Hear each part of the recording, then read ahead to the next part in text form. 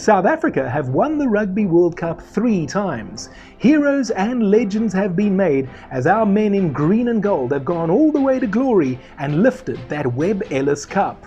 In this video, I am going to select a dream team made up of all the Springboks between 1995 and 2019 and pick the ultimate 15 plus a bomb squad. Of course, it's my selection, and that makes it highly subjective, and no doubt you'll agree, but also strongly disagree with some of my choices. So get your pitchforks handy, and let's get started. Again, just to be clear, this is my selection, and I have no doubt that you will agree with some of them and strongly disagree with others. We'll try and keep it respectful and courteous as well. Let me know what you think in the comment section, and no doubt I am going to omit some magnificent Springbok players from this team, and I am no doubt going to leave out some of your favorites along the way as well, just to be clear. But this is all in the name of fun, and no offense is meant to anybody. Disclaimer, I'm only selecting Springboks for my team that actually won the Rugby World Cup. So that means someone like John de Villiers, who was a magnificent player and one of the greatest Springboks we've ever seen, is ineligible for selection. Because even though he was part of the 2007 squad, he got injured in the first match. So we don't really know how he would have gone at that tournament otherwise. Similarly, somebody like Kobus Visagie, who I think is one of the greatest tight head props that the Springboks have ever produced, is ineligible for my team because he played at the 1999 Rugby World Cup, and of course we didn't win that tournament. So let's start, speaking of Kobus, in the front row. In the number 1 jersey, my choices are between Osterrand and Tendai the Beast Mtawarira. Both of these players were magnificent athletes, it has to be said. I think that both were actually quite athletic, and it is fair to say that maybe Osa's career straddled the amateur and professional era. So the 1995 Osterrand is not the same as the 2007 version. Also, we're talking about a 12-year age gap as well for Os. But for me, the way I'm looking at it is what did they do at the actual tournaments? Now, both of them were incredibly strong scrummagers, but I'm thinking about that 2019 Rugby World Cup final when Beast scrummed Dan Cole mercilessly into the ground round about the 3 or 4 minute mark and won us a scrum penalty, and I felt in that moment that we were going to win the World Cup that day. And for that moment alone, I am going to pick Beast as my starting prop. Now remember, I said that I'm having a bomb squad, and that means that Osterrand will be on the bench to start with, and he will come on in the second half. As you can see, guys, it's really difficult to choose between these two great warriors. Now let's have a look at what we would do at hooker.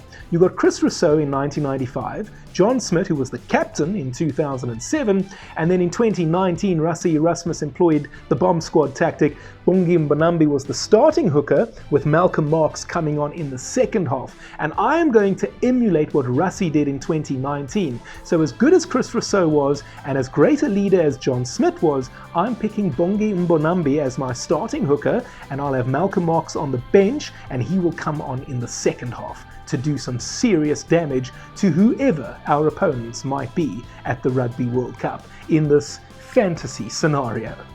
Tight head is another very difficult selection. You got Barley Swart from 1995. In 2019, CJ van der Linde, remember Jannie du Plessis was also there, and in 2019 we had Frans Malherbe as well as Vincent Koch. For me, the standout number 3 out of those guys is Frans Malherbe. So I'm going to start with Frans, but I'm going to keep an option on the bench. My bomb squad tight head is going to be CJ van der Linde. Lock is an impossible task. Let's just look at the scenarios. You got Hannes Strydom and Kobus Visser in 1995. Now, quick disclaimer, I'm not counting Mark Andrews in this scenario because he was a number 8 in the 1995 Rugby World Cup final. He was also playing 8th man in the semi-final. Yes, he played lock earlier in the tournament, but when we actually won it, he was at 8th man. So in this scenario, I'm considering Mark to be a number 8, which I grant you is a little unfair, but it does make it a little bit easier to make a selection. In 2007, we had Victor Matfield and Bakkie Botha, possibly the greatest lock combination the Springboks have ever had.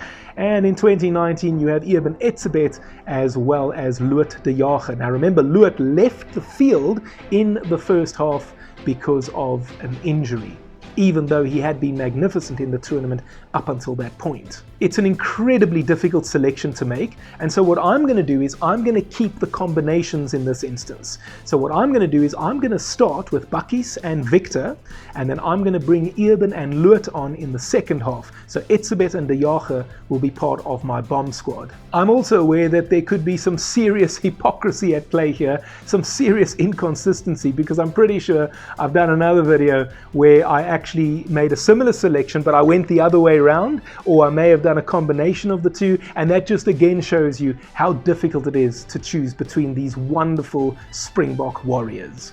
Let's move on to the loose trio, and this might well be the part where those pitchforks come out. You got Francois Pienaar at open side in 95, Schalk Burger at open side in 2007, and captain Siya Kolisi in the number 6 jersey in 2019. How are we supposed to pick between these three great players? Well, I'm picking Schalk Burger, and that's just the end of it. I might be a little bit biased, but the way I see it, the question really is, who is your number 6 and why is it Schalk Burger? Yeah, he is my favorite. Sorry Siya, sorry Francois, love you guys, but Schalk is my pick. At blindside, I'm going with Pieter-Steph du Toit. It's kind of an easy one because in the aftermath of that Rugby World Cup triumph in 2019, Pieter-Steph du Toit was named the Player of the Year. Nothing against Ruben Creer, who was a magnificent number 7, and also Juan Smith, who was a great player for the Boks, but I'm going with Pieter-Steph du Toit. Plus, he also gives you a line-out option that Juan Smith and Ruben Creer don't give you. Number 8, we have Mark Andrews, we have Danie Rousseau, and we have Duane Vermeulen. As magnificent as Mark Andrews is, I just think he's actually a lock, and in the terms of picking this team, we have him at 8th man, and that makes it a little bit easier for me to select Duane Vermeulen as my 8th man. By the way, I said I'll have a 6-2 split on the bench, and my 6th loose forward will be Siya Kolisi. Do you really know your rugby? Do you always get your predictions right? Why not make some money then? Open an account right now with Tic Tac Bets and get up to 2,000 Rand and 20 spins with your first deposit. The link is appearing on your screen, and I'll also put it in the description area. Please note that this is an affiliate link and I will make a little commission on it. Winners know when to stop. National Responsible Gambling Program. Toll-free helpline 0800 006 008. No persons under the age of 18 years are permitted to gamble. Some of you guys are probably going to call for my head right about now. It's time to select the scrum half. We have 1995 hero Joost van der Westhuizen, who is many people's favourite Springbok of all time. The 2007 number 9 was Fourie du Preez, who I personally think is the greatest scrum half the Boks have had. And then we have box kicking masterclass man himself, Faf de Klerk, as our scrum half in 2019.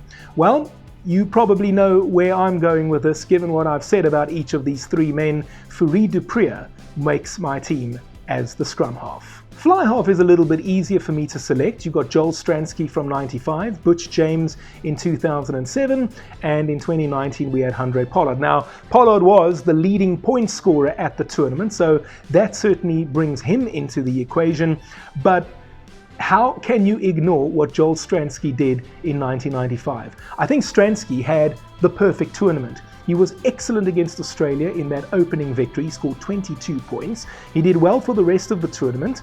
Reliable goal kicker he was too. And then of course that iconic drop goal to win us the World Cup in 95. You cannot ignore something like that when you're picking this kind of a team. And so Joel Stransky is my number 10. I'd also point out that Handré Pollard, as excellent as he was in the final in 2019, he had actually been slightly inconsistent throughout the rest of the tournament. He peaked at the right time, yes it is true, so I'm going with Joel Stransky because I just think that over the course of the tournament, he was the best of the three fly halves.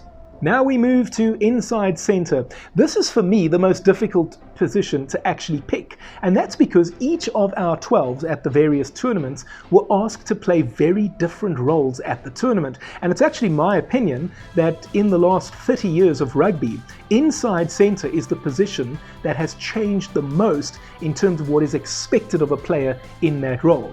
So let's have a look at Henny LaRue in 1995. Kitch Christie effectively asked Henny to be a second fly half. If you look at what happened in 2007, Francois Steyn was a ball carrier, a ball distributor, and also a backup goal kicker. And of course, we know he could tackle quite ferociously. And then in 2019, you have Damien Dialende, whose primary role in the team really was to try and get over the advantage line. This is a wrecking ball of an inside centre and a man who cannot be compared to Henny or Francois. Now, given what is at stake for this hypothetical team, remember we're trying to win a Rugby World Cup with this dream team, I am going to pick Damien Dialende as my 12, and I'm going to keep Francois Steyn on the bench as part of my bomb squad. Because I want a man on the field in the dying moments who knows how to win a Rugby World Cup. Remember, he's done it twice. Outside centre is an easy one for me. It's Jacques Fourie. Japie Mulder was a magnificent rugby player, no doubt about it, and actually one of my favourites in those days. And Lukhanyo I think, is a generational talent. However, for what they did at each of the 3 World Cups, I have to pick Jacques Fourie as the best 13. The selection doesn't get any easier when you look at the wings. On the left, who do we have? You've got Peter Hendricks, who scored our first try at a Rugby World Cup. You've got Chester Williams, who scored 4 tries against Western Samoa. You have Brian Abana, who is the joint leading try scorer in the history of the Rugby World Cup. And you have Makazole Mapimpi, who scored the Springboks' first try in a Rugby World Cup final. But I think, again, given the way that I've described those 3 men, you would know that it's going to be Brian Abana that I select. So Brian Abana is my number 11. On the right wing, it's very difficult as well. Cheslin Kolbe, who can forget what he did in the 2019 Rugby World Cup final? You've got JP Peterson, who scored tries for fun in the 2007 tournament and was also solid as a rock defensively. And then you've got James Small, who had so many outstanding attributes. James was, by the way, my favourite player at that stage. I loved James Small. And this was a man who had pace, he had power, he could tackle, he could pass, he could do it all. And who can forget that demolition job that he did on Jonah Lomu in the 1995 Rugby World Cup final? Okay, I know that most people would say defensive job, but I'm saying demolition job because, well, he was my favorite, and I'm allowed to say things like that about my favorites. However, guys, having said all of that, if I look at the individual performances across the board, don't forget James didn't actually score a try in the 1995 World Cup. And while JP Peterson was excellent in 2007, I just think the X factor and the magic that Cheslin Kolbe brings to the Springbok team, not forgetting that beautiful try he scored in the final against England, gives him the edge in this selection. So Cheslin Kolbe is my right wing. And if that was a difficult selection, not that any of the others weren't, how about fullback? Well, we have Andre Joubert, the Rolls Royce of fullbacks, a man who played the semi-finals and the final with a glove because he had a broken hand. You also have Percy Montgomery, a man who was a goal-kicking machine, and it actually felt in 2007 as if he would never miss a kick at goal. He was also the leading point scorer at the 2007 Rugby World Cup. And then you have Willie Leroux, the backline general who made it all happen in 2019 on our way to victory. How do we choose between these 3 wonderful players? It's an incredibly difficult choice to make, but I'm going to go with Monty on the strength of him being the leading point scorer at the Rugby World Cup in 2007. I'm also aware that I may very well have done a similar video where I picked Andre over Monty, but that just speaks to the impossible task that I have set myself here. Right, now this team needs a captain. Bear in mind that I've not selected Francois Pienaar, I've not selected John Smith, and Siya Kolisi is on the bench as part of my bomb squad. By the way, you want to know who my reserves are in terms of the backline? I've got Joost van der Westhuizen and Francois Steyn as my two backline players. Right, now you'll remember earlier in the video I told you that I'm going to start with Bakkies and Victor, and the reason is because I want Victor Matfield to captain the team. He will start as the skipper, and then when the bomb squad comes on in the second half, Siya Kolisi will take over the captaincy duties. Dwayne Vermeulen could do it as well, Schalk Burger could also do it, and Fourie du Preez is also a man who can captain the Springboks as he did at the 2015 Rugby World Cup. Hey, if you're enjoying this video, why not consider becoming a patron? You can click on my Patreon link, I'll put it on the screen as well as in the description box, and there will be great benefits for members. And I suppose we also need a coach. So who are the options? Kitch Christie, a man who came in to do what he called an ambulance job. He arrived less than a year out from the Rugby World Cup and oversaw a tremendous transformation in the Springboks, who were probably a good team when he took over, but became a very good team during his tenure. Crucially, he managed to get the boys to peak at the right time. Then we have Jake White, the only coach that is a contender for the position who actually had what I think a Springbok coach should be given, and that is 4 seasons in between World Cups to prepare for the next tournament. White put his team together in 2004, and he told his players that they were going to win the World Cup in 2007. Some of them were not so sure after the debacle of the 2003 World Cup, which also included things like Kamp Staaldraad. White's vision came to fruition. I do think that the 2007 Springboks had a slightly easier path to victory, but that is not their fault, it's not Jake White's fault, and the manner of the victory was arguably the most emphatic of the 3 World Cups that the Boks have won.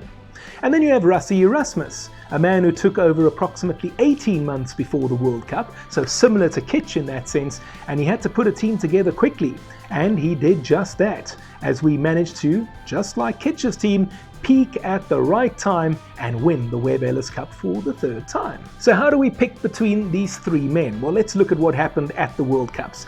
Kitch had a little bit of an advantage in that he was playing the World Cup on home soil. Rassie is the only one of the 3 to have actually lost a match at the World Cup. We lost in the pool stages to New Zealand before ultimately going on to lift the trophy, becoming the first team, by the way, to lose a pool game and go on and win the trophy.